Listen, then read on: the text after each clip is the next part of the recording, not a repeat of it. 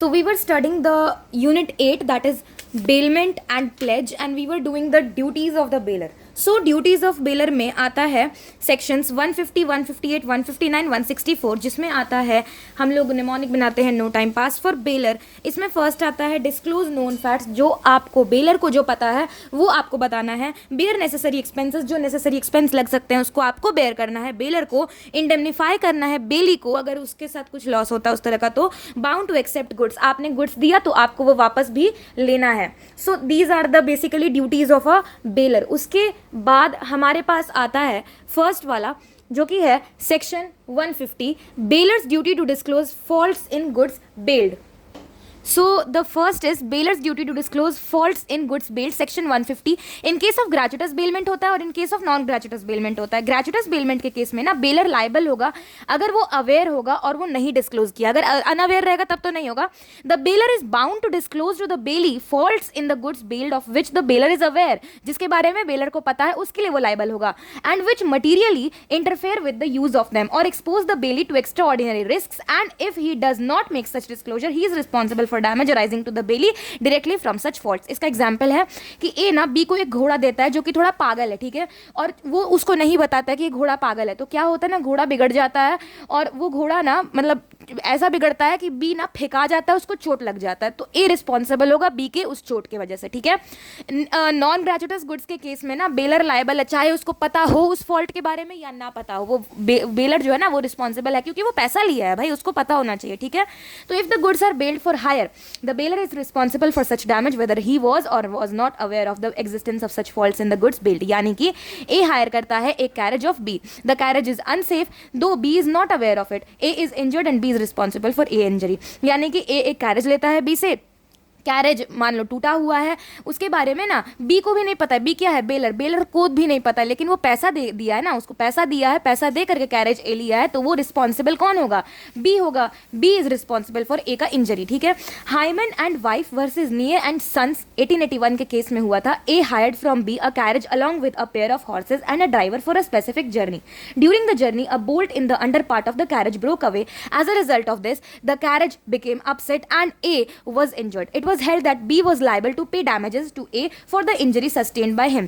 The court observed that it was the bailor's duty to supply a carriage fit for the purpose for which it was hired. Sometimes the goods bailed are of dangerous nature, that is explosives हो सकता है. In such cases it is the duty of the bailor to disclose the nature of the goods, जो कि हुआ था greater northern rare case 1932 में. तो इसका मतलब क्या है कि ए ना हायर किया था बी एक कैरेज उसके पेयर ऑफ हॉर्सेस के साथ एक स्पेसिफिक जर्नी के लिए. उस जर्नी में ना वो जो बोल्ट है ना अंडर पार्ट का वो कैरेज का टूट गया. इसके कारण ना जो कैरेज है वो पलट गया, ए चोट लग गया उसको, बी लायबल होगा डैमेज पे करने के लिए ए के इंजरी के साथ, ए के इंजरी के लिए, ठीक है. तो कोर्ट ऑब्जर्व किया कि बेलर का रिस्पॉन्सिबिलिटी, बेलर का ड्यूटी है ये कि उसको वैसा कैरेज सप्लाई करे क्योंकि उसको पैसा मिला, तो उसको वैसा सप्लाई करना चाहिए that is fit for the purpose for which it was hired. यानी कि it was fit for use, it must be fit for use. ये होते हैं की पॉइंट्स.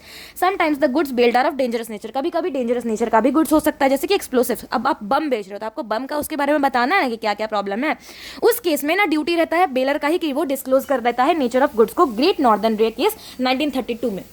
अब आता है सेकंड, ड्यूटी टू पे नेसेसरी एक्सपेंसेस, सेक्शन 158 में. इसमें अब दो तरीके का ना डैमेजेस आएगा, ठीक है, चार्जेस बेसिकली आएगा, एक्स्ट्रा ऑर्डिनरी चार्जेस आएगा और नेसेसरी चार्जेस आएगा, ठीक है. अब ग्रेचुइटस बेलमेंट में क्या होता है ना, दोनों देना पड़ता है, दोनों देना पड़ता है. यानी कि आपको एक्स्ट्रा ऑर्डिनरी चार्जेस भी देना पड़ेगा. मान लो ना आपने अपना कार अपने फ्रेंड की जगह पे छोड़ दिया, तो वो एक्स्ट्रा ऑर्डिनरी चार्जेस.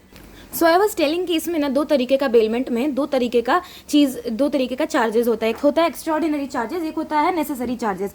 अब मान लो आपने ना अपना कार ना अपने फ्रेंड की जगह पे छोड़ दिया, ठीक है, तो उसमें एक्स्ट्रा ऑर्डिनरी चार्जेस आएगा आपका ना पार्किंग चार्ज, नेसेसरी बल्कि आएगा जो कि हो जाएगा आपने फ्यूल का चार्ज करवाया वो, तो दोनों आपको देना है, ठीक है.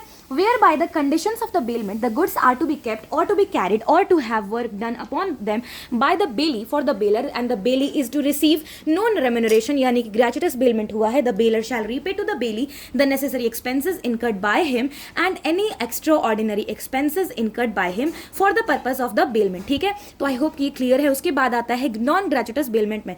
नॉन ग्रेचुइटस बेलमेंट में ना आपको सिर्फ एक्स्ट्रा ऑर्डिनरी ही जो है यानी कि जो है एक्स्ट्रा ऑर्डिनरी जो स्पेशल जो डैमेजेस होते हैं ना, सॉरी एक्स्ट्रा ऑर्डिनरी जो चार्जेस हैं वही देना है। यानी कि मान लो आपने ना अपना कार जो है वो पे एंड पार्क में पार्क कर दिया, ठीक है, जो पैसा देकर के पार्क किया जाता है ना वो, तो उसमें आप ना सिर्फ एक्स्ट्रा ऑर्डिनरी चार्ज ही पे करना, जो नेसेसरी चार्जेस है ना वो तो आप ऑलरेडी पे कर सकते हो, पे कर चुके हो ना बेसिकली। तो एग्जांपल है, ए हायर किया एक टैक्सी बी के लिए for the purpose of going to Gurgaon from Noida. During the journey a major defect occurred in the engine में जो खराबी हुआ वो, तो ए ना 5,000 दिया उस इंजन के रिपेयर का, ठीक है। तो जो 5,000 जो दिया ना वो क्या था, वो एक्स्ट्रा ऑर्डिनरी चार्जेस था, वो बेलर का ड्यूटी था to bear such expenses. However the usual and ordinary expenses for petrol, toll tax, ये जो इंजन का खर्चा हुआ ना, इधर देखो, ये जो इंजन का जो खर्चा हुआ, ये जो गाड़ी इसको ना दिया था ना किराए पे जो गाड़ी दिया, बेलर किराए पे गाड़ी दिया, उसका ये ड्यूटी था। लेकिन जो यूजुअल और ऑर्डिनरी एक्सपेंसेस वगैरह लगते हैं, जैसे कि हो गया उसका फ्यूल का चार्ज है ना, वो सब जो चार्ज हो गया वो बेली ही बॉन्ड करेगा, ठीक है। थर्ड आता है ना, duty to indemnify the bailee for premature termination, section 159। The bailor must compensate the bailee for the loss और damage suffered by the bailee that is in excess of the benefit received where he had lent the goods gratuitously and decides to terminate the bailment before the expiry of the period of the bailment. इसका मतलब है कि अगर bailee को loss और damage ज़्यादा सफ़र हो जाता है, ज़्यादा किससे, बेनिफिट जो मिलना था, जो जितना बेनिफिट मिलना था उससे ज़्यादा लॉस हो जाएगा। मान लो उसको बेनिफिट हुआ 5 रुपया का, उसको लॉस हो गया 10 रुपया का, तो ये हद ना हो गया। तो वो जो 5 रुपया का जो लॉस हुआ है ना, उसको एक्स्ट्रा देखो, 5 रुपया का उसको बेनिफिट हुआ और 10 रुपया का लॉस हो गया, तो 5 रुपया का बेसिकली लॉस हुआ है ना, 10 माइनस 5, तो वो 5 रुपया का कॉम्पेंसेशन कौन करेगा, बेलर करेगा बेली को, ठीक है। तो bailor must compensate the bailee for the loss और damage suffered by the bailee that is in excess of the benefit received, यानी कि ज्यादा है क्या, लॉस ज्यादा है किससे, बेनिफिट से, where he had lent the goods gratuitously and decides to terminate the bailment before the expiry of the period of the bailment, ठीक है। Bailor's responsibility to bailee, bailor का रिस्पॉन्सिबिलिटी क्या है बेली के प्रति, section 164। The bailor is responsible to the bailee for the following. सबसे पहला, indemnify for any loss which the bailee may sustain by the reason that the bailor was not entitled to make the bailment or to receive back the goods or to give directions respecting them, defective title in the goods हो गया।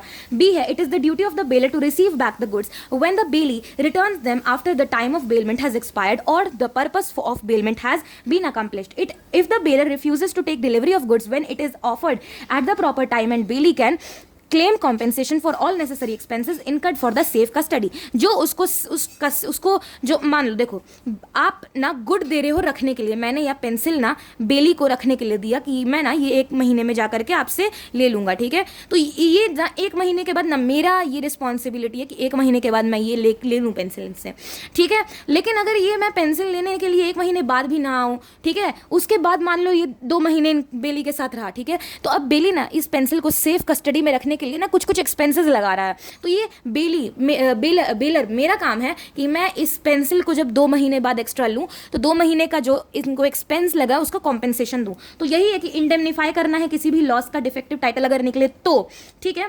और receive back the goods when the belly returns, जब बेली को return करना था ना तभी ले लो, ठीक है। Eight the time bailment has expired for the purpose of bailment, जो कि अकम्प्लिश हुआ। अगर बेलर जो है ना रिफ्यूज करता है ना डिलीवरी लेने से, तो it is offered at the proper time, the bailey can claim compensation, जो भी necessary expenses इनकर हुआ है सेफ कस्टडी के लिए, वो जो है ये बेली जो है वो इससे ले सकता है। इससे कौन, ये है हमारा बेलर, ये है हमारा बेली, ठीक है। तो ये इससे ले सकता है। तो X डिलीवर करता है his car to S for 5 days for safe keeping. However, X did not take back the car for 1 month. 1 महीने तक नहीं लिया, 5 दिन के लिए दिया था, 1 महीने तक नहीं लिया।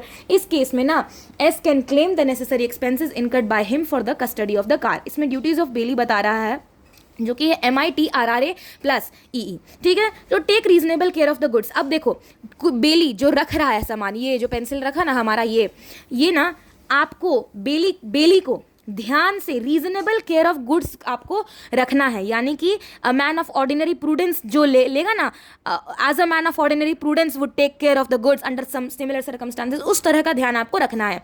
No unauthorised use of goods, कोई भी इनकंसिस्टेंट यूज आपको उस गुड का नहीं करना। मैंने आपको पेंसिल रखने के लिए दिया, आपको सिर्फ रखना है, इसका आपको इनकंसिस्टेंट यूज नहीं करना है। No mixing of bailor's goods with his own, आपको ये जो गुड्स आपको बेलमेंट के लिए ना मिला, इसको किसी के साथ भी मिक्स नहीं करना है, आपको रिटर्न करना है गुड्स को जब मांगा गया हो। To return any extra profit accruing from the goods bailed, यानी कि मान लो कि बेलर ने एक गाय दिया बेली को रखने के लिए 1 महीने के लिए, 1 महीने में एक बछड़ा हुआ, ठीक है, तो वो उसका बेली का ये रिस्पॉन्सिबिलिटी, उसका ड्यूटी है कि वो गाय के साथ साथ ना बछड़ा भी 1 महीने बाद उनको दे।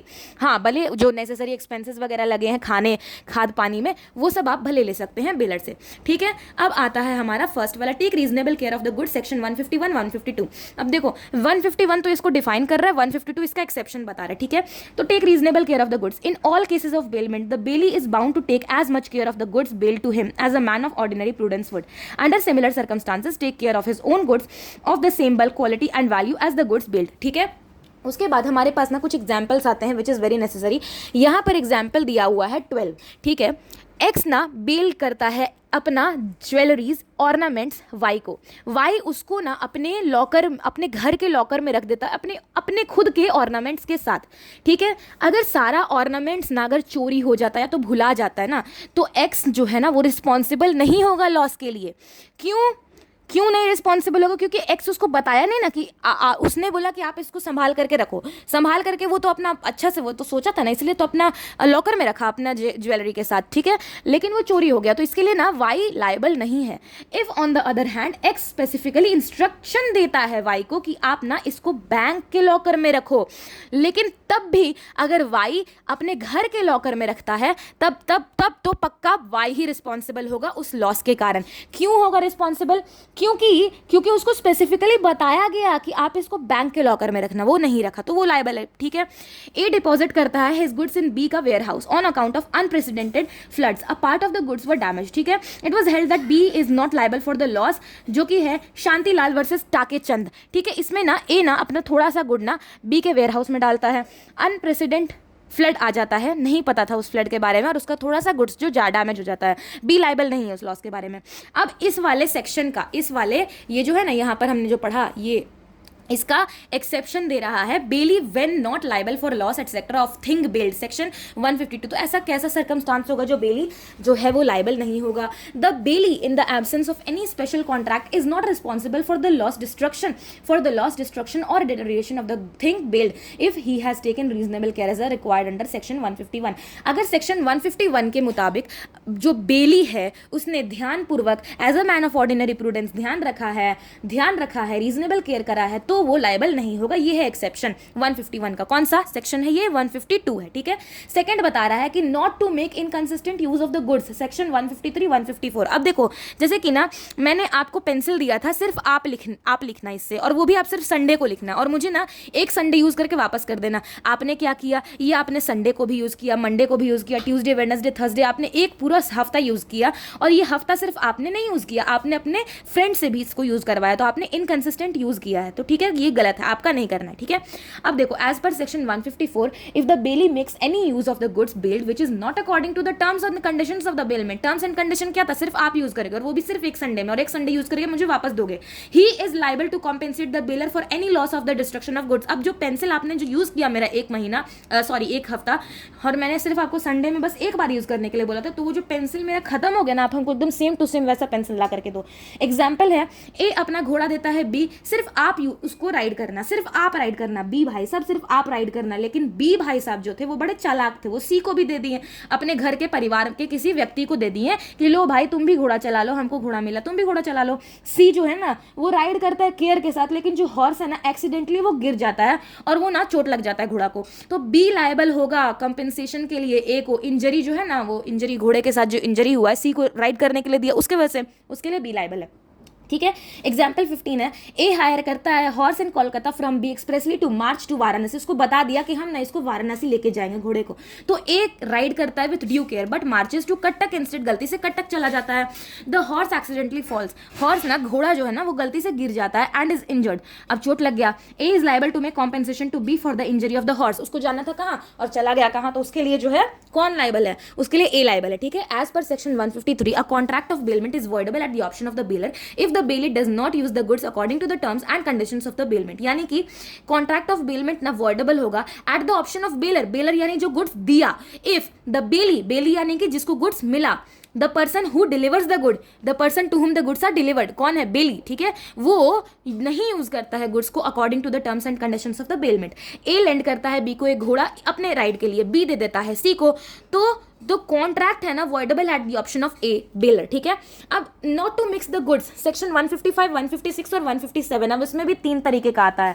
155 कहता है विद कंसेंट ऑफ क्या, बेलर, बेलर के कंसेंट से आप मिक्स कर रहे हो, बेली भाई साहब आप अगर बेलर के कंसेंट से मिक्स कर रहे हो तो सही बात है, जो भी उत्पन्न होगा ना आप दोनों के मिश्रण से वो आप आधा आधा रख लेना, ठीक है। 156 और 157 आता है without consent of the baler. अब 156 बोलता है ना without the consent of the bailor and separable, अगर ना आप, ये बेलर है, ठीक है, ये बेलर है और ये बेली है, ठीक है, इसने ना अपना कुछ मान लो अपने 10 कॉपी किताब बेली को रखने के लिए दी और बोला कि चलो मैं 1 हफ्ते बाद आपसे ये ले लूंगा, मैंने बेलमेंट का आपको दिया, चलो ग्रेजुएटस बेलमेंट मान लो जो भी है, ठीक है, ठीक है। अब ये चला गया, बेली ना क्या किया, ये अपना जो उसको मिला ये रख दिया अपने रैक पे और अपने बुक्स के साथ मिक्स कर दिया, इसका कौन सा 10 बुक है इसको भी, इसको पता है, इसको अब वो डाल दिया, ठीक है। अब ये आया 1 हफ्ते बाद, बोला कि मेरे बुक्स दे दो, ये अब दिखा रहा है देखो हम तो सारा मिला दिए हैं, अब वो सेपरेबल है ना, तो बोलेगा चलो अब उसको तुम सेपरेट करोगे अपने एक्सपेंसेस पे। हाँ, अब बुक सेपरेट करने में तो एक्सपेंस नहीं ना लगता, लेकिन अब मान लो कुछ बड़ा क्वांटिटी का गुड है ना, और बड़ा बड़ा ढेर सारा मशीन का हो गया उस तरह का, समझो, तो वो ना एक्सपेंस कौन बेयर करेगा, जो मिक्स किया विदाउट कंसेंट, कौन, बेली करेगा, ठीक है, तो ये एक्सपेंस ये पेयर करेगा, ठीक है। अब 157 के केस में क्या होता है ना, ये तो समझ गए कि ये विदाउट द कंसेंट और सेपरेबल है तो कोई दिक्कत नहीं है, बेली इसका बेयर कर लेगा। 157 में ऐसा होता है ना कि ये ना इसको दिया अपना मान लो 10 किलो चावल, मान लो बासमती चावल दिया इसको रखने के लिए, तो ये रख लेता है और 1 हफ्ता बाद बोला कि मैं इसे लेकर जाऊंगा। बेली क्या करता है, इस बासमती चावल में अरवा चावल भी मिला देता है 10 किलो, तो ये क्या है, अनसेपरेबल है। अब आप लोग बोलोगे कि चावल के एक एक दाने को हम लोग सेपरेट कर सकते हैं, नहीं, वो बहुत इम्पॉसिबल जैसा चीज़ है। तो अब 1 हफ्ते बाद ये आया बेलर, बोला बेली सुनो मुझे मेरे चावल दे दो जो मैंने 10 किलो आपको दिया था बासमती चावल, तो वो क्या करता है ना, चावल का पूरा डब्बा ले आता है और बोलता है मैंने ना इसमें मिक्स कर दिया अरवा चावल, तो ये क्या बोलेगा, ये तो सेपरेबल भी नहीं है। अच्छा एक काम करो, मैंने तुम्हें 10 किलो जो चावल दिया था ना, मुझे उसका प्राइस दे दो, तो क्या मतलब निकला कि अगर वो without consent of the baler है और वो अनसेपरेबल है तो बेली को कॉम्पेंसेट करना पड़ेगा, किसको, बेलर को, ठीक है। अब देखो फर्स्ट बता रहा है if the bailee mixes the goods bailed with his own goods with the consent of the bailor both the parties shall have an interest in proportion to their respective shares in the mixtures thus produced, section 155, यानी कि both the parties have an interest in the proportion to their respective shares in the mixtures, mixture thus produce, जो mixture जो आप लोग खाते हो वो वाला मिक्सचर नहीं, जो मिश्रण तैयार हुआ है ना उस पर दोनों का अधिकार है, ठीक है।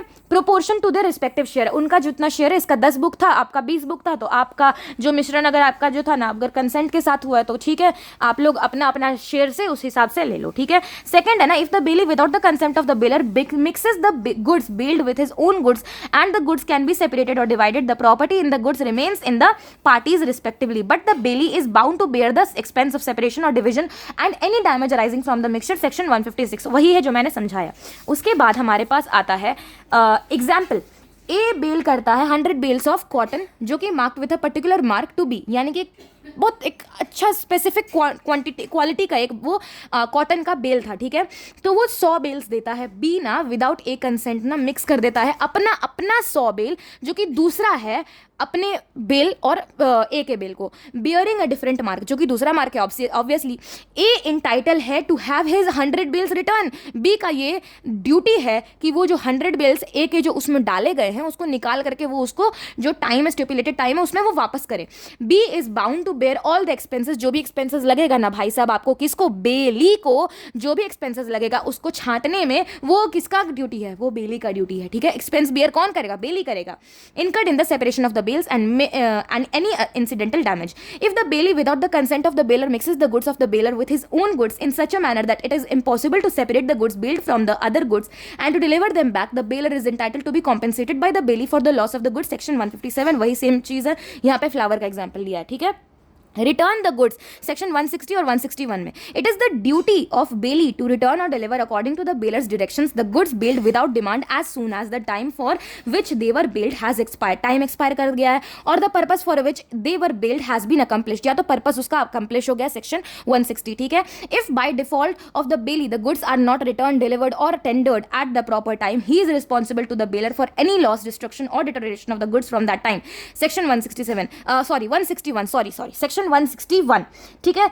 तो 160 क्या कहा, ड्यूटी ऑफ बेली है कि वो रिटर्न करे, डिलीवर करे अकॉर्डिंग टू बेलर का डायरेक्शन, ठीक है। अगर टाइम एक्सपायर कर जाता है या तो उसका जो पर्पस है ना वो अकम्प्लिश हो जाता है, ठीक है। अगर 161 कहता है कि अगर डिफॉल्ट कर देता है बेली, स्टिपुलेटेड टाइम पर वो नहीं देता है, तो उसके बाद से जो टाइम में बेलर को उसका सामान मिलना था, बेली उसको उस सामान को उस टाइम पर नहीं दिया, तो इस पर्टिकुलर टाइम से आगे तक जब तक वो इसको सामान ना दे दे उसका एक्सपेंसेस झेलेगा बेली, ठीक है। He is responsible for any loss destruction deterioration of the goods from that time, ठीक है।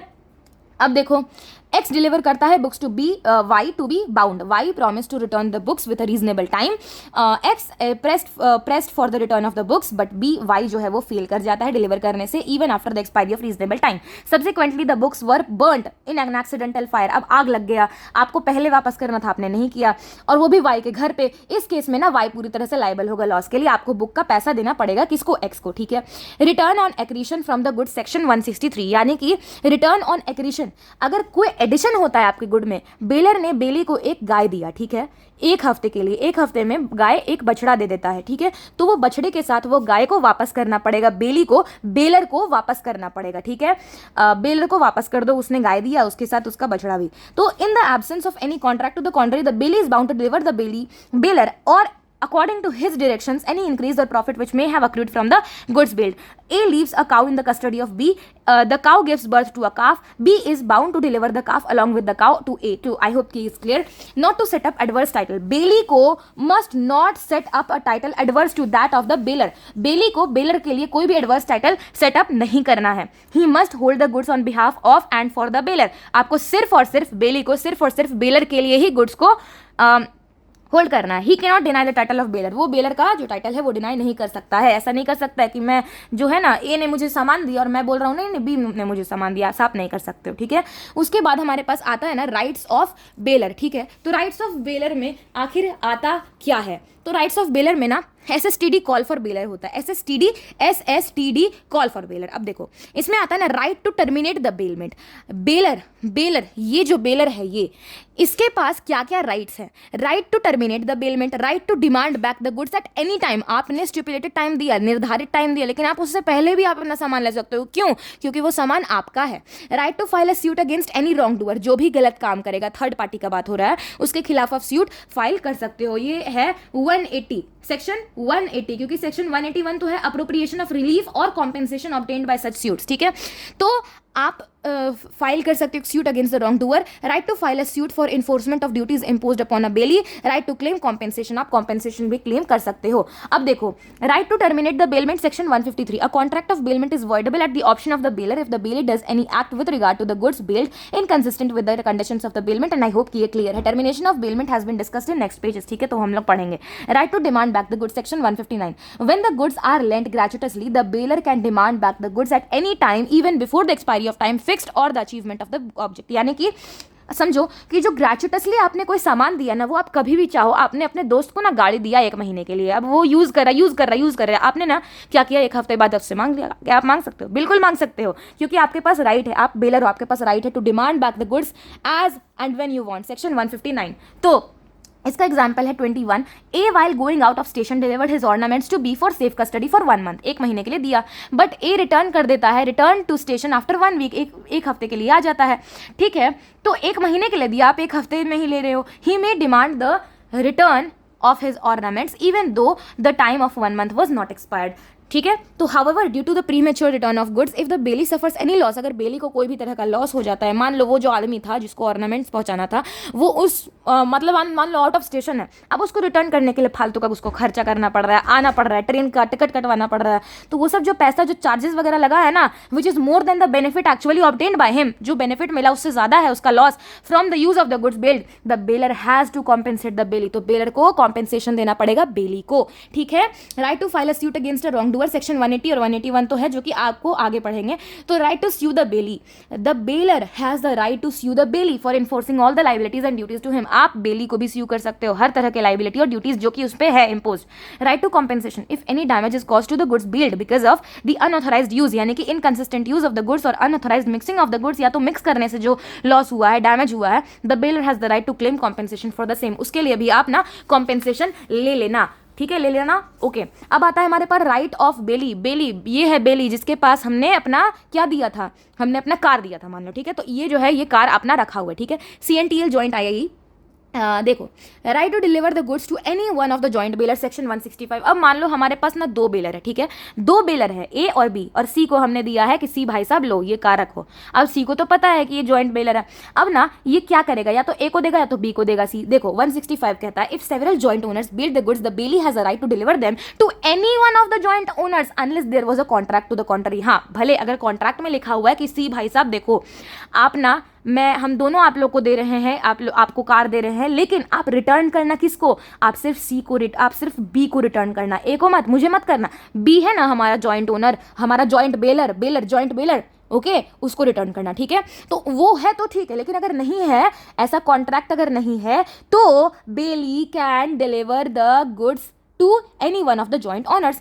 ठीक है, ABC है joint owners of harvesting combined. ठीक है, they delivered it on hire to D on for 1 month, 1 महीने के लिए, after the expiry of 1 month जो है D रिटर्न कर सकता है the combined to any one of the joint owners. ठीक है, A को भी दे सकता है, B को भी दे सकता है, C को भी दे सकता है, एग्जाम्पल था। उसके बाद है right to indemnity, section 166। Right to indemnity क्या कहता है कि bailee is entitle to be indemnified by the bailor for any loss arising to him by reasons that the bailor was not entitled to make the bailment or to receive back the goods or to give directions in respect of them.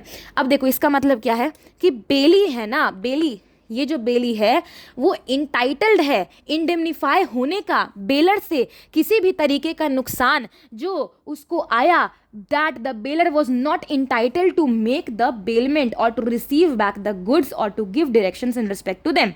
ठीक है, if the baler has no title of the goods, अगर उसके पास कोई title नहीं है goods का, and the bailey is in good faith delivers them back to what, back to or according to the directions of the baler, the bailey shall not be responsible to the owner in respect of such delivery। यानी कि अगर baler ने बेली को बोला देखो भाई साहब ऐसा है ना कि ये जो गुड मैं आपको दे रहा हूँ ना, अभी आप 1 महीने बाद ऐसा करना ना कि आप ना दिल्ली पहुँचा देना, दिल्ली में चांदनी चौक पे ना XYZ कॉम्प्लेक्स है ना, वहाँ के ओनर को दे देना। ठीक है, अब ये कॉन्ट्रैक्ट बन चुका है, बेली ऐसा ही जाके कर देता है, वैसा नहीं होना था, मान लो फॉर एग्जाम्पल वैसा कर दिया जैसा कंडीशन में था। अब उस केस में अगर कुछ प्रॉब्लम होता है तो बेली रिस्पॉन्सिबल नहीं है, ये राइट है बेली का, समझ गए। तो देखो, और according to the directions of the bailor the bailee shall not be responsible to the owner in respect of such delivery, उस तरीके के डिलीवरी पे बेली रिस्पॉन्सिबल नहीं है। Bailee can also claim all the necessary expenses incurred by him for the purpose of gratuitous bailment, अगर gratuitous bailment हुआ है तो बेली उससे पैसा भी ले सकता है उस डिलीवरी का। ठीक है, right to claim compensation in case of faulty goods, अगर फॉल्टी गुड्स है तो आप कॉम्पेंसेशन भी जो है वो ले सकते हो, सेक्शन 150। ठीक है, तो a bailee is entitle to receive compensation from the bailor or any loss cause to him due to the failure of the bailor to disclose any faults in the goods known to him, जो उसको पता था। If the bailment is for hire, अगर hire के लिए the bailor will be liable to compensate even though he was not aware of the existence of such faults.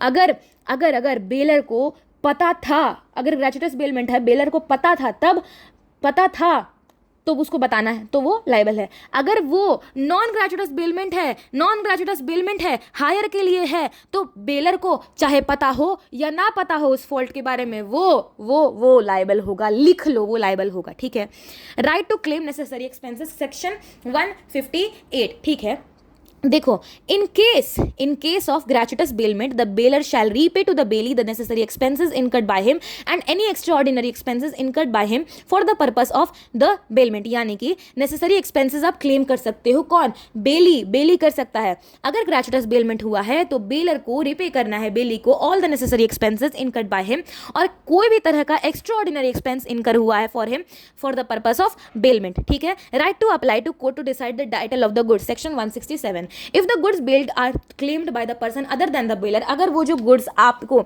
बेली को मैंने car दिया, ठीक है, ए ने सी को कार दिया और चला गया, एक महीने के बाद ना कोई डी नाम का आदमी आता है और उससे वो कार मांगता है। अब डी को जो है सी वो नहीं जानता है, बोला तुम कौन, वो बोला तुम कौन, ये गाड़ी मेरा है। तो क्या होगा ना कि अगर वो क्लेम होता है किसी और पर्सन के अदर देन द बेलर, तो ही में apply to the court to stop its delivery and to decide the title of the goods. ये जो है ना सी, इसको डिलीवर किए बिना ये कोर्ट में जा सकता है, ये क्या कर सकता है, ये स्टॉप कर सकता है its delivery to decide the title of the goods, उसका टाइटल ढूंढने के लिए वो कोर्ट भी जा सकता है। अब देखो example 23, a dealer in TV delivered a TV to B for using in summer vacation, subsequently C claimed that the TV belong to him as it was delivered only for repairs to A and thus B should deliver it to him. In this case, B may apply to the court to decide the question of ownership of the TV. ये TV किसका है? A जो dealer है TV का वो, या C जो repair करने के लिए दिया था वो। So he may deliver it to the right owner. अब आपको पता चल गया कि राइट ओनर कौन है। तो अगर मान लो A राइट ओनर है तो उसको दे दो, C राइट ओनर तो उसको दे दो, सिंपल। ठीक है, right to particular lien for payment of service. हम लोग दो तरीके का लियन देखते हैं, एक तो होता है जनरल लियन, एक होता है पर्टिकुलर लियन, जो कि मैंने आपको नोट्स में पढ़ा दिया है, तो वो है आगे हम लोग पढ़ेंगे section 170। Right to particular lien for payment of the services, right of general lien है सेक्शन 171। ठीक है, अब होता है rights of bailor and bailee against any wrong doer third party, जिसमें दो ही सेक्शन आता है 180 और 181। Suit by bailor and bailee against wrong doers यानी third party section 180। If a third person wrongfully deprives the bailey of the use of possession of the goods bailed or does them any injury, the bailey is entitled to use such remedies as the owner might have used in the like case if no bailment had been made, and either the bailor or the bailey may bring a suit against a third person for such deprivation or injury। ठीक है, baler या बेली दोनों में से कोई भी suit file कर सकता है, यानी कि दोनों को ये चीज राइट है। ठीक है, appropriation of relief or compensation obtained by such suit section 181, whatever is obtained by way of relief or compensation in any such suit shall as between the bailor and the bailey be dealt with according to the respective interest, जो कि उनका respective interest है उसके मुताबिक जो होगा। Okay उसके बाद हमारे पास आता है टर्मिनेशन ऑफ बेलमेंट कैसे टर्मिनेट हो सकता है। ठीक है, उसका हमने ट्रिक पढ़ा था कि एक्सपायर होने से पहले पर्पस को फुलफिल करो, डेथ का कोई भरोसा नहीं, इसलिए आई यूज्ड डिम्सम्स एंड ट्रेसपासर्स। ठीक है, तो फर्स्टली है हमारे पास on expiry of stipulated time, if the goods were given for a stipulated period the contract of bailment shall terminate after the expiry of such period. X gives his motorcycle to Y for a month, the bailment terminates after 1 month। ठीक है, आपने 1 महीने के लिए दिया, बस 1 महीने बाद आपका खत्म bailment. On fulfilment of the purpose, आपका पर्पस ही फुलफिल हो गया तब भी खत्म हो गया। If the goods were delivered for a specific purpose a bailment shall terminate on the fulfilment of that purpose. जैसे कि एक्स हायर करता है certain tents and crockery on marriage of his daughter, marriage हो गया, bailment terminate हो गया। ठीक है, by notice a where the Bailey acts in a manner which is inconsistent with the terms of the bailment, जो कि inconsistent काम है, जो कि अनकंसिडरेट काम है, the bailor can always terminate the contract of bailment by giving a notice to the bailee. ठीक है, सेकंड है B, a gratuitous bailment can be terminated by the bailor at any time by giving a notice to the bailee, however the termination should not cause loss to the bailee in excess of the benefit deprived by him. यानी कि अगर gratuitous bailment है तो baler अपने दोस्त को car दिया, बेली को कार दिया, लो भाई 1 महीने के लिए यूज करो, वो बेचारा चला गया है शिलोंग चला गया है। अब एक हफ्ता बाद उसको बोल रहा है एक काम करो भाई मेरा कार वापस कर दो, हमको नहीं मन कर रहा है देने का, लाओ नोटिस दे दिया ना। अब उसको क्या करना पड़ा, उसको कार वापस लाना पड़ रहा है शिलोंग से दिल्ली। अब उस बीच में जो एक्सपेंसेस वगैरह उसको कॉज किए है ना, in the case the loss exceeds the benefit, उसका लॉस एक्सीड कर गया ना, उसको बेनिफिट कार का मिला था, उसका लॉस तो ज्यादा हो गया, उसका लॉस मान लो लॉस अगर उसका ज्यादा हो गया, deprived by the bailee, the bailor must compensate the bailee for such a loss, section 159। ठीक है, उसके बाद है by death, the gratuitous bailment terminates upon the death of either the bailor or bailee, अगर बेलर मर जाता है या तो बेली मर जाता है तो भी टर्मिनेट हो जाता है। उसके बाद है फिफ्थ है डिस्ट्रक्शन ऑफ सब्जेक्ट मैटर, यानी कि सब्जेक्ट मैटर जो कार था ना वही टूट गया। अब क्या होगा, अब bailment is terminated if the subject matter of the bailment is destroyed or there is a change in the nature of the goods which makes it impossible to be used for the purpose of bailment. X ने अपना cycle दिया Y को higher पे, cycle damage हो गया beyond repair, अब उसका repair करके भी कोई सोल्यूशन नहीं है तो बेलमेंट खत्म। देखो ये है expiry of fix period, fulfilment of the purpose by death of bailor or bailee, inconsistent use of goods, destruction modification of the subject matter. Okay, finder of lost goods क्या होता है, हम लोग सेक्शन 72 आई गेस, हम लोग section 72 में हम लोग पीछे पढ़े थे और ये चीज़ मैंने आपको दिखाया भी था पीछे वाले वीडियो में जो कि नोट्स से हम लोग पढ़ रहे थे। सेक्शन आई थिंक 72 या 71 था if I am not wrong. तो हमारा सेक्शन है ओके सेक्शन हमारा है 71 है हमारा सेक्शन। हॉलिन्स वर्सेस हॉलर के केस में हमने पढ़ा था फाइंडर ऑफ लॉस्ट गुड्स में रिस्पॉन्सिबिलिटी क्या होती है। अब हम लोग बढ़ रहे हैं यहाँ पे इंडियन कॉन्ट्रैक्ट एक्ट के बेलमेंट वाले में क्योंकि जो फाइंडर ऑफ लॉस्ट गुड होता है ना वो भी एक तरह का बेलर होता है। तो right of finder of lost goods may sue for specific reward offered, यानी कि अगर इसमें दो चीज़ क्लियर कर लो, अगर आप फाइंडर ऑफ लॉस्ट गुड्स हो तो as a man of ordinary prudence आपको ना ध्यान से फाइंड करना है रियल ओनर को, आपको सब तरीके का आपको जी जान एक करके ढूंढना है, नहीं ढूंढ पाते हो तो आप ओनर बन जाते हो इनडायरेक्टली, ठीक है। अब पहला चीज़ तो ये है कि आपको अगर मिल जाता है ओनर तो क्या आप उसको स्पेसिफिक रिवॉर्ड के लिए स्यू कर सकते हो, रिटेन कर सकते हो उस गुड को, तो हाँ आप कर सकते हो।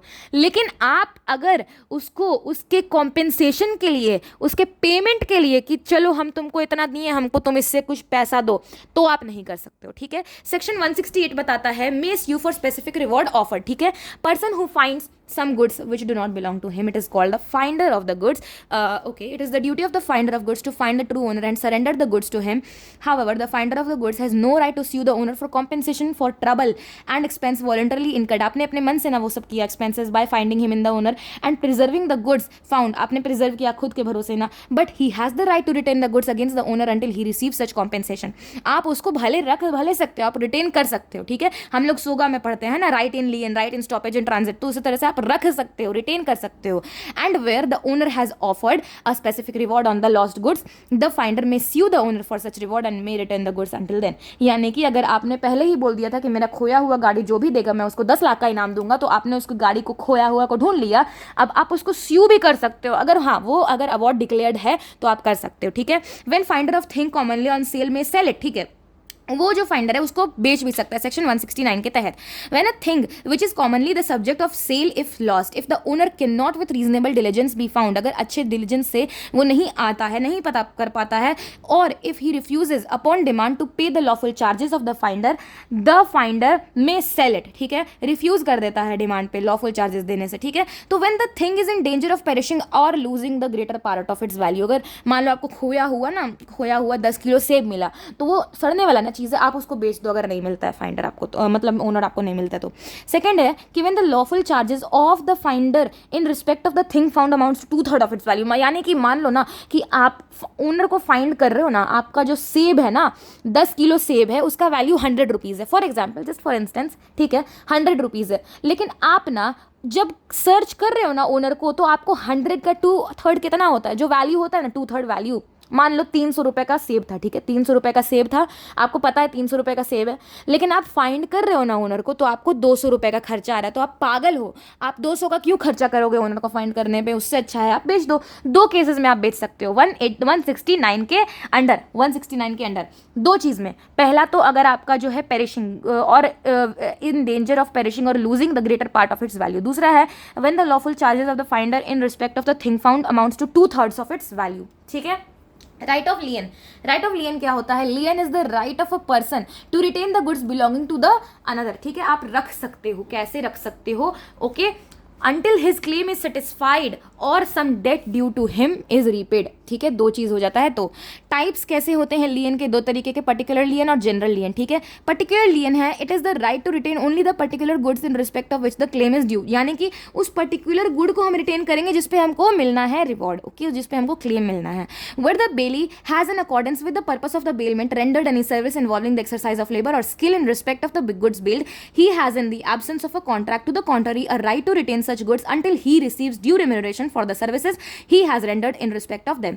Example 27, A gives clothes to B, a tailor, to make into a coat. B is entitled to retain the coat until he is paid. यानी कि A अपना कोट देता, A ना क्लोथ देता है B को, एक टेलर को, कि भाई साहब आप इसका कोट बना दीजिए. B उस कोट को जब तक रखेगा तब तक जब तक उसको पैसा नहीं मिल जाता है कोट का. वो दर्जी है तो क्या उसका कोई मान सम्मान नहीं है? नहीं, उसका है. Example 28, if in the above example, इस एग्जाम्पल में ही B अगर 15 दिन टाइम लेता है कोट बनाने में तो right of लियन will be applicable after 15 days. यानी कि अगर 15 दिन ही लेता है, अब देखो आप राइट ऑफ लियन कब इंप्लाई कर सकते हो? जब आप गुड्स कंप्लीटली बना चुके हो. अगर आप 15 दिन बनाने में ही ले रहे हो तो 15 दिन उसको राइट ऑफ लियन बोलोगे? नहीं, उसको राइट ऑफ लियन नहीं बोलोगे. जब तक आपको पैसा नहीं मिलेगा तब तक आपको राइट ऑफ लियन रहेगा. लेकिन कोट बनाने के 15 दिन के बाद, यानी कोट बन जाएगा ना, समझो कोट बन जाएगा, तब से काउंट होगा 15 दिन. ठीक है, right of लियन applicable after 15 days. ठीक है, 15 डेज, इस 15 डेज के बाद. तो एग्जाम्पल 29 करता है, ए डिलीवर करता है a rough diamond to B a jeweller to be cut and polished which is accordingly done. Rough diamond देता है बी को, ज्वेलर को, कि आप उसको काटिए और इसको पॉलिश कर दीजिए. B is entitled to retain the stone till he is paid for the services he has rendered. उसने सर्विस दिया ना, तो उसको पैसा जब तक नहीं मिलेगा तो वो डायमंड को रखे रहेगा. General lien, it is the right to retain the goods not only for demands arising out of the goods retained but for a general balance of account in favor of certain persons in the absence of a contract to the contrary. Section 171 provide करता है this right is available to bankers, factors, wharfingers, policy brokers and attorneys of law. ठीक है, A borrow करता है 500 from the bank without any security and subsequently again borrows another 1000 but with security to say certain jewelry. पहला 500 लिया बिना किसी security का, दूसरा बार 1000 लिया लेकिन इस बार ज्वेलरी दे दिया. इस इलस्ट्रेशन में इवन वेयर ए अपना 1000 रुपए रिटर्न कर देता है being the second loan, the banker can retain the jewellery given as security to the second loan towards the first loan which he is yet to be repaid. A ने ही दोनों loan लिया लेकिन 500 लिया बिना किसी सिक्योरिटी के, 1000 रुपए लिया सिक्योरिटी के साथ ज्वेलरी दे करके, उसने 1000 वापस कर दिया. लेकिन फिर भी बैंक के पास ये ऑप्शन है, बैंक के पास ऑप्शन क्या, वो वही करेगा ही कि वो ज्वेलरी जानता है कि उसने दिया है. अब आप जब तक 500 नहीं दोगे तब तक ये ज्वेलरी आपको नहीं मिलेगा. बस यही सिंपल सा चीज़ है. Under the right of general lien the goods can not be sold but can only be return for dues. अच्छा, जनरल लियन में ना ऐसा होता है कि ये जो गुड्स आपको ज्वेलरी मिला ना बैंक को, वो आप बेच नहीं सकते हो, लेकिन हाँ आप रिटेन कर सकते हो ड्यूज के लिए. The right of लियन can B waived through a contract. जो राइट ऑफ लियन है ना वो वेव हो सकता है थ्रू अ कॉन्ट्रैक्ट. ठीक है, अब डिफरेंसेस है. Bailee's general and particular lien. Bailee का जनरल लियन और particular lien. General lien section 171 of the Indian contract act 1872 confer on bailee the right of general lien. Section 170 of the Indian contract act 1872 confers on the bailee on the right of particular lien. ठीक है, उसके बाद है हमारे पास general lien. General lien alludes, general lien alludes, what is does general lian, general over here, okay, I hope it's visible. So general lien alludes to the right to keep possession of goods belonging to another against general balance of account. यानी कि general balance of account पर आप कर रहे हो. general lien alludes to the right to keep possession of goods belonging to other against general balance of the goods. बाकी जो बचा हुआ है ना वो ज्वेलरी, समझो ज्वेलरी 500 का बाकी था इसीलिए उस पर वो ज्वेलरी रखा हुआ था. Particular lien implies a right of bailee to retain specific good bailed for non payment of the amount. ठीक है, a general lien is not automatic. ये ऑटोमेटिक नहीं होता but it is recognised through an agreement. It is exercised by the bailee only by name. लेकिन particular lien automatic होता है. General lien can be exercised against the goods even without involvement of a labour और skill. General lien है ना वो exercise किया जा सकता है without any involvement of labour और स्किल. हम लोग जनरल लियन बात कर रहे हैं. ठीक है, उसके बाद particular lien it comes into play only when some labor or skill is involved has been expended on the goods resulting in the increase on its value of goods. ठीक है, only such persons as specified under section 171 जैसे bankers, factors, ठीक है, four fingers, policy brokers वगैरह जो हैं वो entitled होते हैं जनरल लियन के. लेकिन bailee, finder of goods, pledgee, unpaid seller वगैरह, एजेंट हो गया है ना, पार्टनर हो गया, ये सिर्फ और सिर्फ पर्टिकुलर लियन पे आधारित होते हैं. प्लेज क्या होता है? pledge, pawner and pawnee defined section 172. The bailment of goods as security for payment of a debt or performance of a promise is called pledge. The bailor is in this case called pawner. बेली को pawnee कहा जाता है. 172 से 182 तक है, ठीक है. A lend करता है B को against the security of jewelry deposited by B with him. The bailment of jewelry is pledge as security of lending money. B pawnee है, pledger B is pawner या फिर pledger, और A pawnee है या तो pledgee है, ठीक है. pawnee pledgee जो रखता है, और A lends money to B as a security, यानी कि बी जो है वो ज्वेलरी दिया ना ए को. ए क्या है, बेली है अगर बेलमेंट का केस रहता है तो, लेकिन ये प्लेज का केस है. ज्वेलरी किसके पास, ए के पास, तो वो है पॉनी और प्लेजी. बी जिसने दिया, किसने दिया, बेलर ने दिया. बेलर इस केस में तो बेलर नहीं होगा, इस केस में प्लेजर और पॉनर होगा, ठीक है. एसेंशियल्स क्या होते हैं कॉन्ट्रैक्ट ऑफ प्लेज की, जो कि हम लोग बहुत अच्छी तरीके से नोट्स में पढ़ चुके हैं कि वो सारा सेम रहता है प्लेज बेलमेंट का, लेकिन सीडी पर्पस पोसेशन रिटर्न तो सेम रहता है, लेकिन उसके अलावा में SESD 4 रहता है, जो कि there shall be a bailment for security against payment और परफॉर्मेंस ऑफ द प्रॉमिस, ठीक है. Goods pledged for shall be existence में होने चाहिए. Subject matter of the pledge of जो होने चाहिए वो गुड्स होने चाहिए. There shall be deliver of the goods from pledgor to pledgee, pledgor से प्लेजी की तरफ जो है वो गुड्स जो है वो डिलीवर होने चाहिए. राइट्स क्या है पॉनी और प्लेजी के, तो rights of pawnee can be classified as under ये है. Right to retain the pledged goods, आप प्लेज्ड गुड्स को रख सकते हो, रिटेन कर सकते हो, रखो नहीं, रिटर्न करना है ना, आप उसको रिटेन कर सकते हो. Section 173. The pawnee may retain the goods pledged not only for payment of the debt और the performance of the promise but for the interest. आप सिर्फ और सिर्फ पेमेंट, डेट के पेमेंट के लिए ही नहीं, अरे उस डेट पे जो इंटरेस्ट था आप उसके लिए भी रिटेन कर सकते हो. And all the necessary expenses incurred by him in respect of the possession और for the preservation of the goods pledged. आपका जो गुड्स आपने मुझे प्लेज पे दिया था, जो ज्वेलरी आपने मुझे दिया था ना, उसका ना मैंने ना कुछ उसमें ना, जैसे उसका सेफ कस्टडी रखने के लिए ना मैंने कुछ उसमें ना जैसे लॉकर वगैरह लगाया है, तो उसमें ताले वगैरह, उसका आपको मुझे पैसा देना पड़ेगा.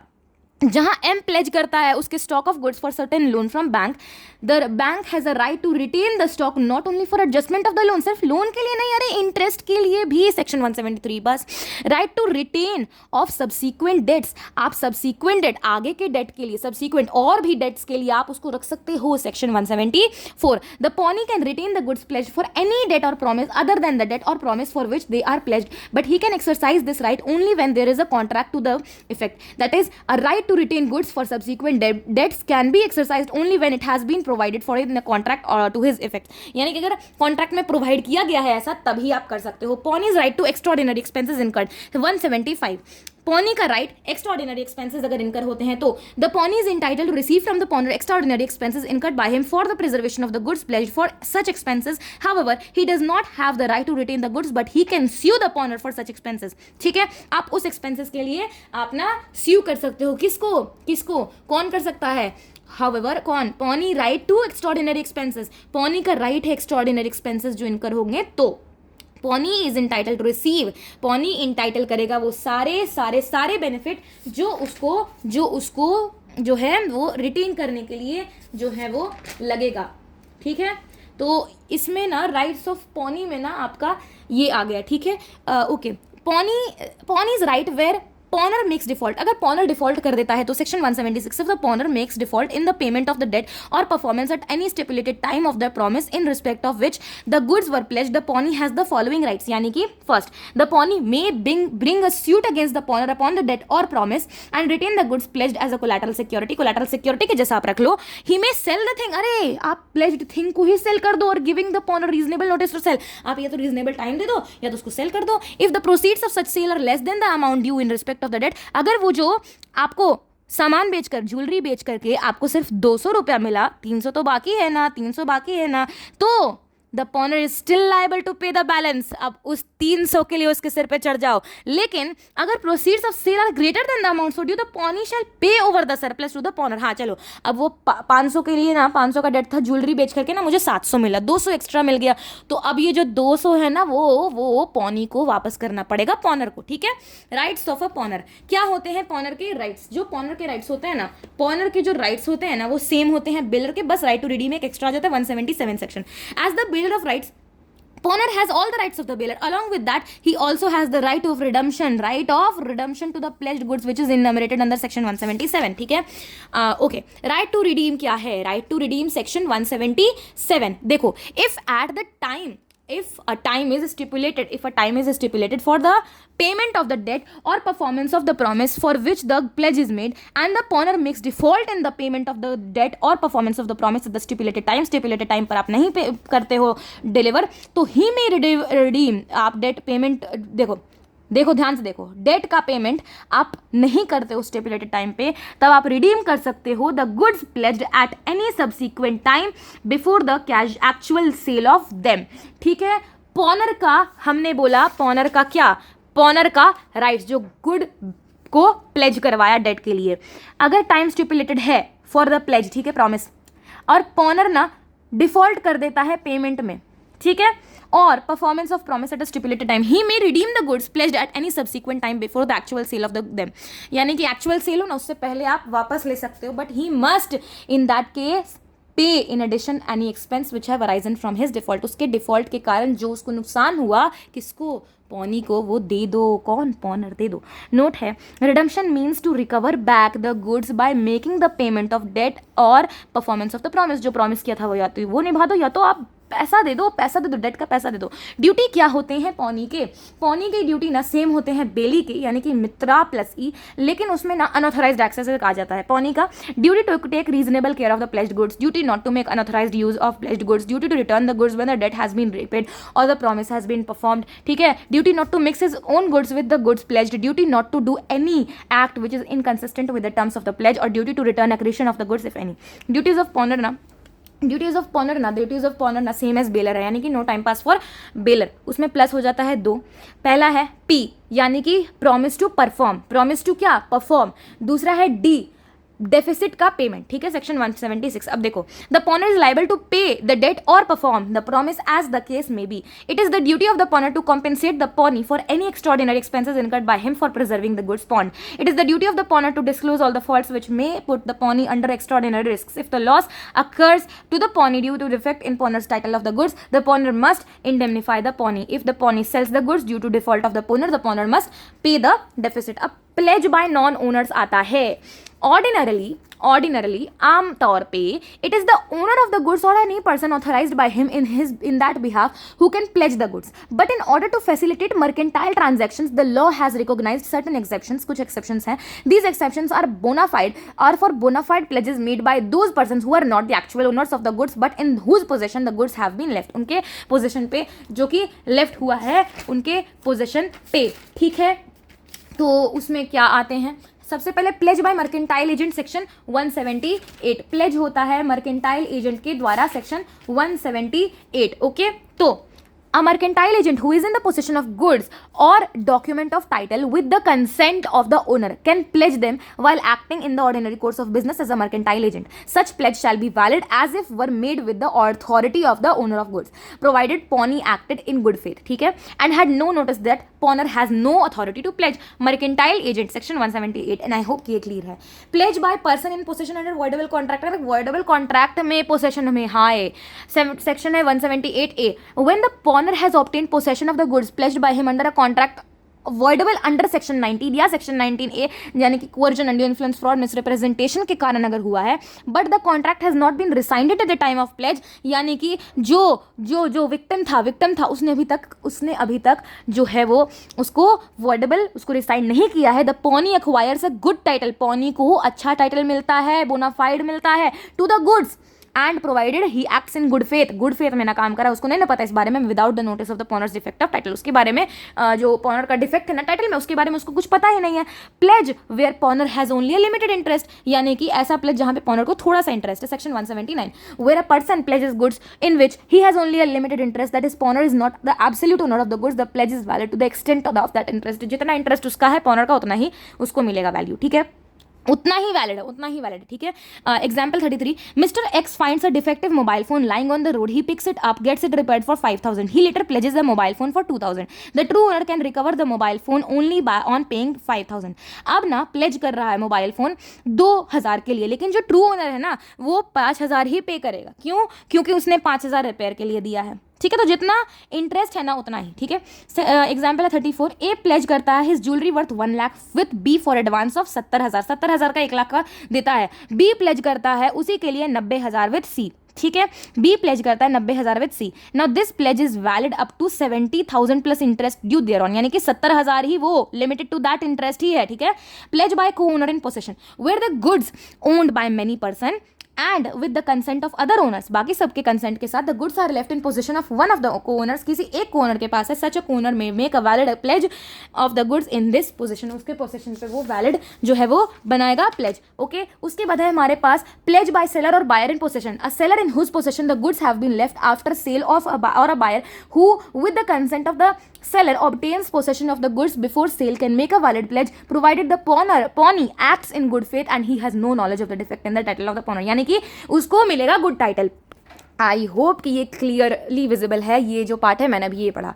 तो प्लेज बाय सेलर और बायर इन पोसेशन, जिसको पोसेशन है वो। एग्जाम्पल देख लो, A buy a cycle from B, ठीक है, but leaves the cycle with the seller, उसको सेलर के साथ छोड़ देता है। B then pledges the cycle with C, B देखो ऑलरेडी सोल्ड आइटम्स को आप नहीं ना बेच सकते हो, लेकिन सी जो नया बायर है उस साइकिल का, उसको नहीं पता था ना कि वो ए का है, वो ए खरीद चुका है, तो वो गुड फेथ में काम किया है, ये वैलिड प्लेज है। अब देखो बेलमेंट और प्लेज का डिफरेंस क्या है, एमपी यूपीएससी, देखो मीनिंग है बेलमेंट का, and we have already done this in the notes. तो transfer of goods by one person to another for some purpose, specific purpose is known as bailment, ठीक है। Bailment का तो आपको पता ही है सेक्शन, आई थिंक सेक्शन 31 था क्या, सेक्शन कौन सा सेक्शन था बेलमेंट का, बेलमेंट का 124 था I guess 124, contract of indemnity था, I am so sorry, contract of indemnity था 124। हम लोग चलेगा यूनिट 7 में सीधे, हम लोग को जाना पड़ेगा यूनिट, हाँ तो 148 है contract of bailment, okay. Contract of bailment हमारा 148 है, आपको बोलना है सेक्शन 148 कॉन्ट्रैक्ट ऑफ बेलमेंट। लेकिन अगर हम लोग बात करेंगे कॉन्ट्रैक्ट ऑफ, हम लोग क्या बात कर रहे थे, हम लोग बात कर रहे थे प्लेज का, तो प्लेज के लिए आई गेस की 172 है, या तो 172 इसका है, 148 है इसका, 172 है। And please if you don't know the sections don't write it, okay. तो ये हमें पता होना चाहिए सेक्शंस, ओके। तो प्लेज का है transfer of goods from one person to another security for repayment of debt is known as pledge, यानी कि ये रीपेमेंट ऑफ डेट के लिए होना चाहिए। पार्टीज क्या है, the person delivering the goods under a contract of the bailment is called bailor, the person to whom the goods are delivered under contract of bailment is called bailee, the person who delivers the good as security is called pawnor, the person to whom the goods are delivered as security is called pawnee. Purpose क्या है, bailment में be made for any purpose specified in the contract of bailment, that is for safe custody के लिए, repair के लिए हो सकता है, फॉर प्रोसेसिंग ऑफ गुड्स, ठीक है। लेकिन प्लेज में ना, pledge is made for the purpose of delivering the goods as security for the payment of a debt, okay, और परफॉर्मेंस ऑफ अ प्रॉमिस, ठीक है। ओके, कंसिडरेशन क्या होते हैं, द बेलमेंट में बी मेड फॉर कंसिडरेशन और without consideration, gratuitous भी हो सकता है, नॉन ग्रेचुटस भी हो सकता है, लेकिन प्लेज ना हमेशा कंसिडरेशन के लिए होता है, डेट रिपेमेंट के लिए होता है, okay. Right to sell the goods, अरे बेलमेंट में राइट थोड़ी होता है सेल करने का, the bailee has no right to sell the goods even if the charges of the bailment are not paid to him, payment मिले या ना मिले आप नहीं बेचोगे। The bailee's right are limited to the suing of the bailor for his dues और exercise lien on the goods behalf, आप रख सकते हो और रिटेन कर सकते हो, लेकिन आप उसको बेचोगे नहीं, प्लीज मत बेचना, ठीक है। प्लेज में क्या होता है ना, the pawnee has right to sell the goods if the pawnor fails to redeem the goods, अगर बैंक को उसका डेट का पैसा ए नहीं चुकाएगा तो उसका ज्वेलरी वो बेच देगा, ठीक है। और हाँ, अगर कम पैसा मिलेगा तो उसके लिए लाइबल रहेगा ए, तब भी अगर ज्यादा मिल जाएगा तो पॉनर को उतना 200 रुपया वापस कर देगा, ठीक है। Right to use the goods, क्या आप इनकंसिस्टेंट यूज कर सकते हो, इनकंसिस्टेंट नहीं सिर्फ यूज, ठीक है। तो bailee can use the goods only for the purpose specified in the contract of bail and not otherwise, जो कि हो जाएगा हमारा अनऑथोराइज्ड यूज, यानी कि हो जाएगा इनकंसिस्टेंट। ये नहीं करना है, ये नहीं करना है, नॉर्मल यूज जो लिखा हुआ कॉन्ट्रैक्ट में वो करो, लेकिन प्लेजी या pawnee can not use the goods, pledge आप तो यूज ही नहीं कर सकते हो, समरी दिया हुआ यहाँ पे, ओके। उसके बाद हमारे पास आते हैं एमसीक्यूज। तो बेलमेंट क्या है, okay, what is bailment, okay. So over here bailment means temporary deliver of goods, ठीक है, which is not an essential element of contract of bailment।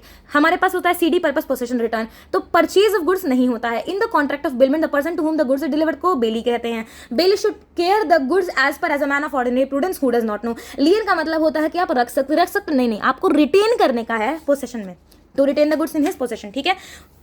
उसके बाद है in case there are two or more joint owners, यानी कि co owners है, the bailee has to deliver them back to any of the joint owners in the absence, अगर absence है, this is very important, this is very very important. अगर agreement में लिखा हुआ है कि आपको करना है ए को ही, ओनली ए, तब आप बी और सी को नहीं कर सकते हो, आपको ए को ही करना है, ठीक है। अगर कर दोगे तो उसके लिए अगर कुछ गलती होगा तो आप लायबल होगा, कौन, बेली, ठीक है।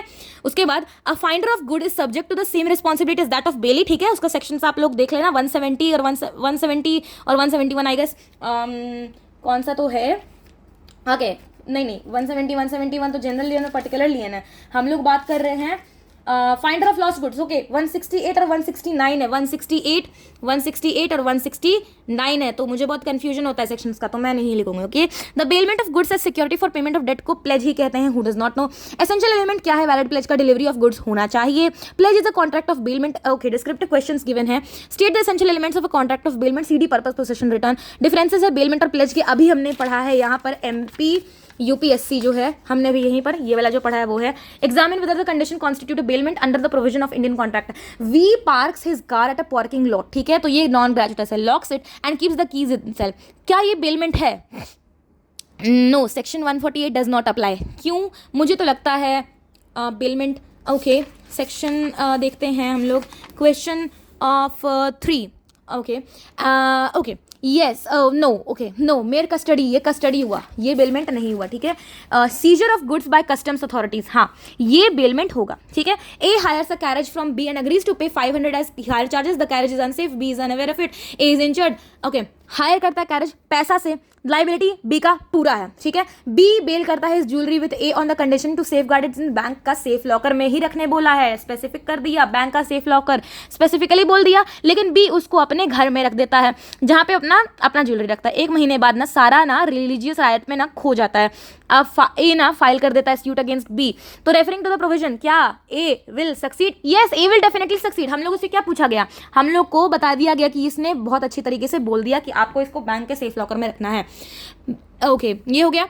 R gives his umbrella to M during rainy season to be used for 2 days, बस 2 दिन के लिए दिया। During examination, M keeps the umbrella for a week, अरे 1 हफ्ते के लिए रख लिया। While going to R's house to return the umbrella, M accidentally slips and umbrella is badly damaged. Who will bear the loss and why? अरे M ही ना bear करेगा क्योंकि 2 दिन के लिए दिया गया, 2 दिन से ज़्यादा आप गया। Amar bailed 50 kg of high quality sugar to Srijit, who owned a kirana shop, promising to give 200 at the time of taking back the bailed goods. 200 देगा at the time of taking back the bailed goods. Shrijit का employee unaware of this mix कर देता है 50 kg of sugar belonging to Amar with the sugar in the shop and packaged it for sale with Shrijit aware. This came to light when Amar came asking for the sugar he had bailed with Shrijit. As the price of specific quality of the sugar had trebled, यानी कि उल्टा नीचा ना हो गया, तो remedy available to अमर। अमर के पास है, कॉम्पेंसेशन क्लेम कर सकता है क्योंकि आप एक एक दाना ऐसे सेपरेट नहीं कर सकते। ये कौन सा वाला केस है?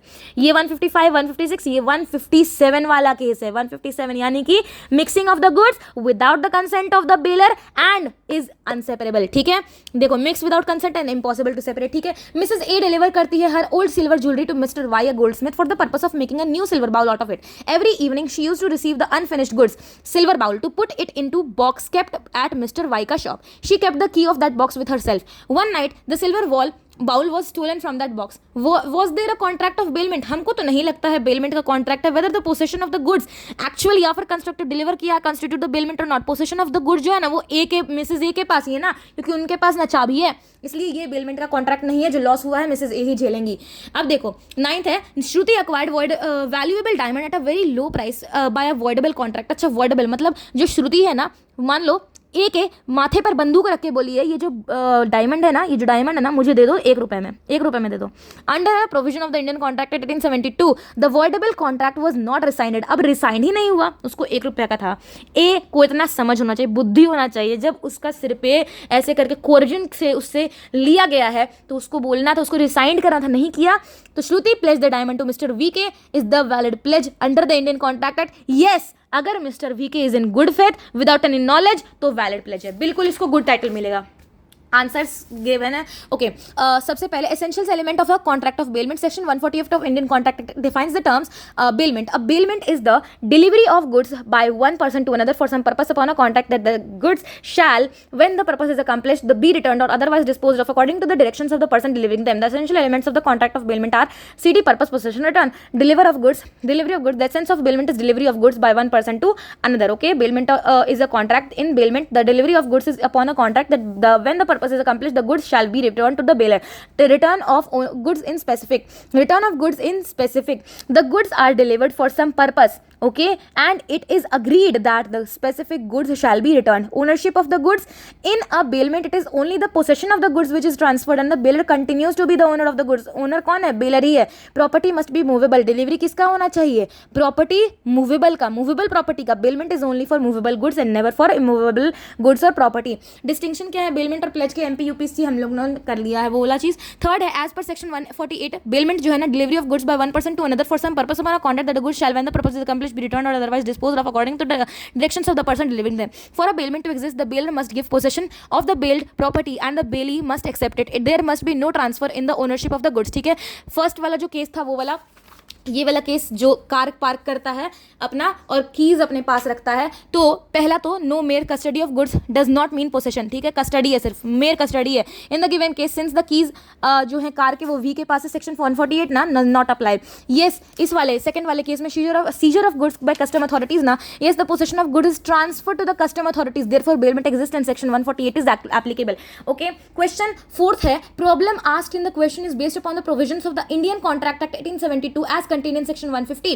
ठीक है, the section provides that if the goods are billed for hire, the bailor is responsible for such damage with whether he was or was not aware of the existence of such faults in the goods billed. Accordingly, applying the above provisions in the case, B is responsible to compensate A for the injury sustained even when he was not aware of the defect in the carriage. उसको पता हो या ना पता हो, उसको पता नहीं था तो लाइबिलिटी है ये बी का. ठीक है, 5 है, according to section 152 of the Indian contract act 1872 the bailee in the absence of any special contract is not responsible for the loss, destruction or deterioration of the thing bailed if he has taken reasonable care as required under section 151. जितना requirement था उसका reasonable care का वो लिया तो वो liable नहीं होगा. Here A and B agree to keep the jewellery at the bank का सेफ लॉकर में वो बोल दिया था, लेकिन वो अपने रेसिडेंस पे बी के रेसिडेंस पे रखा, तो बी लाइबल होगा ना, उस ज्वेलरी उसका खो गया तो.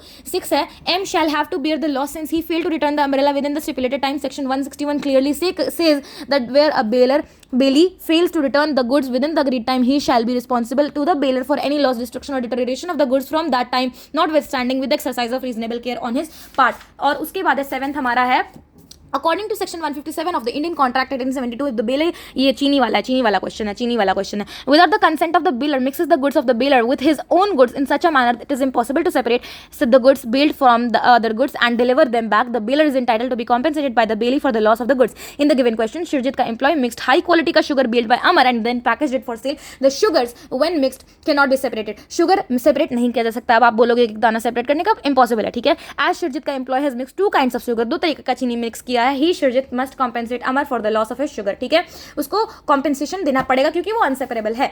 ओके, सेक्शन 148 8 वाला क्वेश्चन 8 का of the Indian contract 1872 defines bailment as a delivery of goods by one person to another for some purpose upon a contract that they shall when the goods shall when the purpose is accomplished be returned or otherwise disposed of according to the directions of the person delivering them. Section 149 of the Indian contract 1872 delivery to the bailee may be made by doing anything which has the effect of putting the goods in the possession of the intended bailee or by of any person authorized to hold them on his behalf. Thus delivery is necessary to constitute bailment. Delivery is necessary क्या बोल रहे? delivery is necessary. Thus the mere keeping of the box at Wise ka shop when A herself took away the key cannot amount to the delivery as per the meaning of the delivery given in the provisions in the section 149.